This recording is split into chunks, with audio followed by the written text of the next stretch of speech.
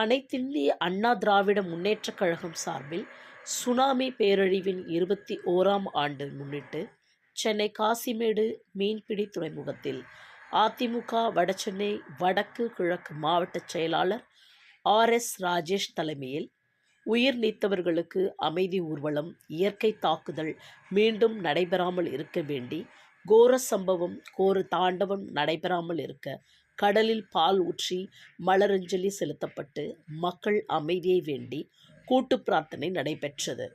அதனைத் தொடர்ந்து பொதுமக்கள் 500க்கும் மேற்பட்டோருக்கு அறுசுவை உணவு, சிக்கன் பிரியாணி, அனைவருக்கும் அன்னதானம் வழங்கினார். உடன் கழக மாவட்ட தொகுதி மீனவர் அணி உள்ளிட்ட நிர்வாகிகள் திரளாக கலந்து கொண்டனர். அனைவருக்கும் வணக்கங்கள். இன்று 21ஆம் ஆண்டு சுனாமி நினைவேந்தல் நிகழ்வு 2004ஆம் ஆண்டு 26 நிலவில் மிகப்பெரிய ஒரு பேரிடர், நாட்டையே உலுக்கிய ஒரு ஒட்டுமொத்த உலகத்தையே உலுக்கிய ஒரு பேரிடர். இங்கு RK நகர் தொகுதி ஏறத்தாழ இது ஃபிஷிங் ஹார்பர், நம்ம இருக்கக்கூடிய இடம் வந்து ஃபிஷிங் ஹார்பர். ஏறத்தாழ விசைப்படகுகள் சென்னை, திருவள்ளூர், காஞ்சிபுரம் ஏறத்தாழ 1500 விசைப்படகுகள் இந்த இடத்துல வந்து கட்டி மீனவ மக்கள் வந்து மீனவ சொந்தங்கள் மிகப்பெரிய அளவில் வந்து ஒரு வியாபாரம். ஃபைபர் படகு ஒரு 2000 படகு இருக்கு. மீனவ மக்கள் இந்த ஒரு தொழிலையே நம்பி இங்கே